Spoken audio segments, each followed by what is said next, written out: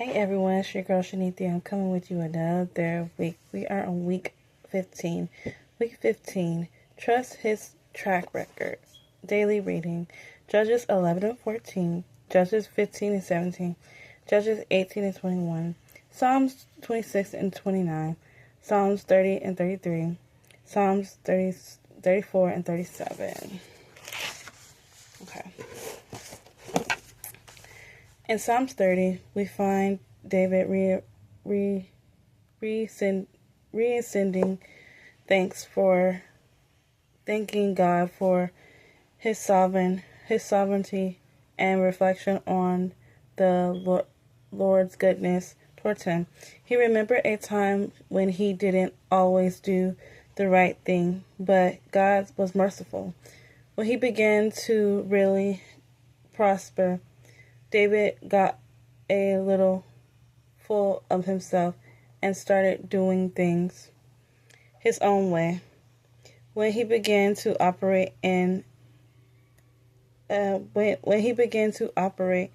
error, he felt that God had hidden his face from him, but that didn't last long.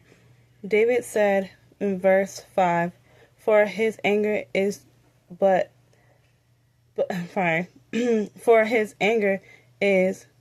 for a moment. His favor is for a lifetime. Weeping may endure for a night, but joy comes in the morning. You see, even though he did wrong, David remembered God's grace towards him. Let me encourage you to take a moment and reflect on how God's grace and mercy to you. When we think of how kind and grace God has been to us in spite of ourselves, it should give us a true heart of gratitude. All it takes is a memory of a moment of grace. When you can get excited about what he's doing to do what he's going to do, because whatever God has done before, he is God enough to do it again. While you're in the midst of your struggles, it's hard to fathom how things will work out. But if you've been restored before, you can be again. If he favored you with a great job opportunity before, he can do so again. There is no limits when it comes to God. He didn't promise to bless you one time and that was it. He didn't promise to heal you only once and that would be the end of your healing. He didn't promise to open only one door for you and that's the end of the story. Jesus died so that we all be saved, and that should give us reassurance that he's not finished yet, because there are souls yet to be saved. We have seen how he has covered us through massive storms, kept us through terrible car wrecks, and spared the lives of family members. I believe he can be trusted to do those things again and so much more. There is no limit to what our God can do if we can just hold on to what God has already done. We will immediately begin to get excited about the possibilities of our future, just as David started. His anger is but for a moment. His favor is for a lifetime. I don't know about anyone else, but I am thankful that even though I make mistakes, God looks beyond them and extends his favor that gives me hope for my future and the blessings that are sure to come. So I admonish you to trust God track record, that trust that whatever blessings of the Lord you once received can be brought to your life again. Trust his track record. Okay?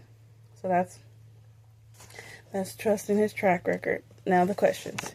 Can you remember a time when God was gracious although you felt you didn't deserve his kindness?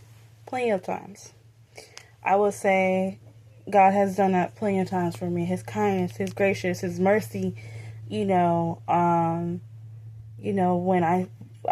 we all don't deserve what God does for us, honestly, because he's always looking out for his children. And he knows what's best for us, of course, but he's always looking out for us.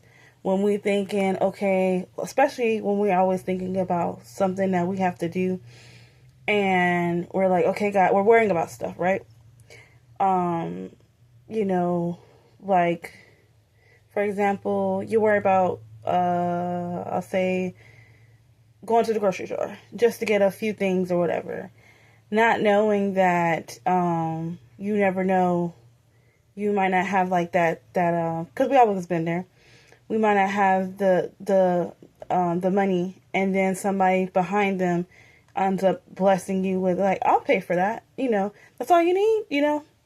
Or there's been situations that people haven't had it, and God would tell me, pay for that. And I'm like, okay, I don't really care anymore, because it's like that's what God does, and he always takes care of his children. So it's not about the blessings, but he's just been gracious and kind because of how he is, and he's a father, so he always looks out for his children, and that's what it is pretty much, And sometimes I'll be like, God, I don't even deserve how you be, helping me out, sometimes, because sometimes I don't feel like I deserve it. I think a lot of us are like that. We don't deserve, but God's like, yes, you do, because also he sees our heart, and he knows what's in your heart. And if you're genuine and you really want to help somebody, it's not going to go in vain. So then it says, how has God's compassion through you taught you to be compassionate? How has God's compassion towards you taught you to be compassionate towards others? That is a perfect example. Actually, I have learned this week. A lot of people, like how God is already compassionate towards me. Like I said, he's always there when I need him, or if I ask him something, about a situation, or just a certain somebody, or like he's always talking to me to help this person, even if that person, sometimes I dealt with people, in the past, and kind of recent too, some people are not very nice to me. And God's like, I still want you to show his kindness and, compassion, because you never know what anybody might go through. You never know. Somebody could have had like bad news before they came into work, or they could have just been going through some stuff this week. And we always go through stuff because life be lifing, but a lot of people can't handle it because they're just so worried about what the outcome's going to be. And you just never know what people are going through. And I have learned that, of course, years, but it's mostly showing me again to show more compassion towards people, because, everybody just needs that kindness. Even if people are nasty to you, it's something about you have to show kindness to people at the end of the day. And God's proud of you if you show kindness. Some people, they going to get theirs. Don't worry about it, because God, has his vengeance towards them. And you and I have learned, let God handle it. For real. Because at the end of the day, he going to do what he do best than you trying to get revenge, or you trying to teach somebody a lesson. But what I try to do, as in it says, like, God has showed compassion towards me with different things in my life that I really don't deserve. Like, going back to the first question, I never, I'll be like, God, I do not deserve this. but I'm grateful, you know. And like, even though we don't, like, go back to the first question, we don't deserve it, we do. Like I said, we got to start being compassionate towards others, because you never know what anybody's going through. You never know if anybody has something that you need to pay for, and God's telling you to pay for it. You know, just open up your ears. You never know how you're going to bless somebody, put a smile on their face, because they can just be going through something in the mental. We all go through something in the mental, because we're always thinking about something where we have to pay a bill, or we have to make sure this, pick up our kids, or, we're just thinking about when we're not at work or when we're on the go, we have to get this stuff, this done, Okay, sometimes trusting can be a hard thing. What's hard, or what's hard thing in your life will you trust God to do? Honestly, the hardest thing right now to do is my calling. I would say my calling right now, because I want to do what God tells me to do, and sometimes that looks like fully trusting Him in every area of my life. I gave Him my yes a while ago, so I was like, whatever you want, God. I don't know, because one thing, I was going to school. One thing, a couple of, 3 years ago, I was going to school. Now I'm not going to school. And I was like, am I going back to school? So I don't know where He has His plans had for me. So that is the hardest thing to do, because you're trusting, you're having faith, just even as a mustard seed, just a, little bit of faith. And you're trying to figure out, what do you want me to do? And then also, at the end of the day, keep helping His people. Keep helping His people and putting a smile on the face. And you're going through it too. But it's like, no, I still have to show kindness. And I always ask God, even before I go anywhere, hey, God, how am I supposed to help somebody today? Or God, let me know how I'm supposed to treat this person, even though, I'll go into work and people sometimes don't treat me the best, and I'm just trying to help you, and they don't want me to help them. I'm like, cool, got it, But then God tells me, I need you to help them today. And I'm like, but they don't want help, So that's kind of like going back and forth, with God sometimes, and being like, I don't want to do it. Even, like I said, sometimes coming on here, giving the word or whatever, that's trusting God too, because, you don't know where it's going sometimes, but God knows. So, but a lot of trusting Him, and the hardest thing to do, it really is, with things in my life. And Him to, I told Him, I want to do my calling, and I'm happy I'm doing my calling. And it may be hard some days getting on here, or even talking to people and encouraging people too, because some days I'm like, I don't want to do it. But, God reminds me of different things of how I'm helping people. So it is hard, but I can do it. Okay, action of the week. Take some time to remember and list how God has blessed you. So that's definitely good to remember. That's why I said the action of the week. As we write down the different things God, even if you write down from last year, I wrote down different things God has already done, and that makes me remind myself when I'm in the storm of how He has brought me through it. God gave me a car. He gave me a car. God gave me a house. He gave me a house.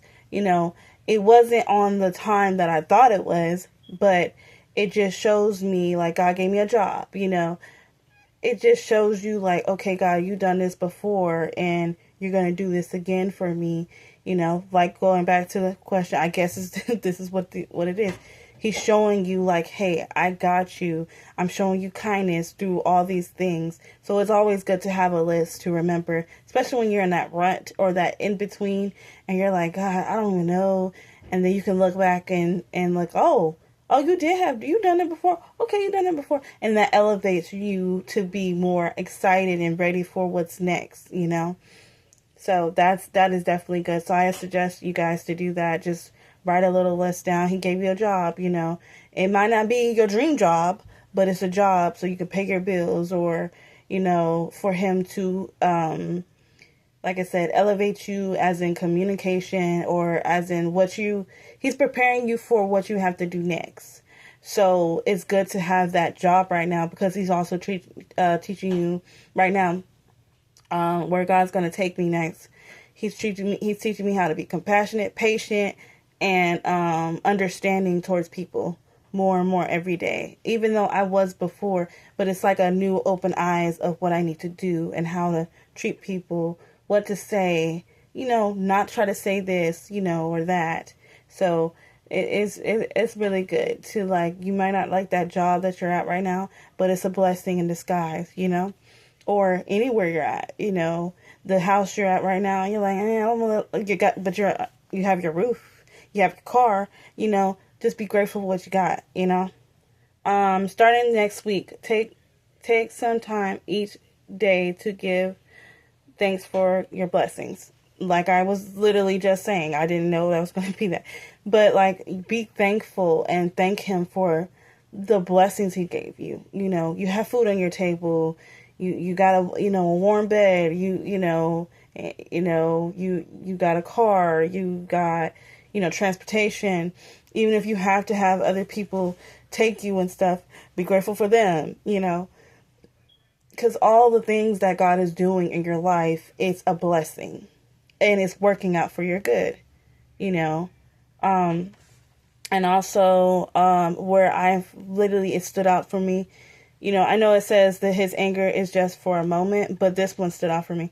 His favor for your life is a lifetime. So God is always giving you favor and you don't even know it. When you're on the job, you're thinking like, okay, for example, you're like, you sometimes it'd be funny. I'll be talking to God and I'll be like, I'm ready to go. I'm ready to go. Sometimes, because you worked and work. And sometimes God be nudging or telling your manager, you be like, oh, they'd be like, you can go. What? Say less. And a couple more people can go, they'd be like, oh, I'm so happy I could go, not like a bad thing, but it's just like, it's like when you talk to God about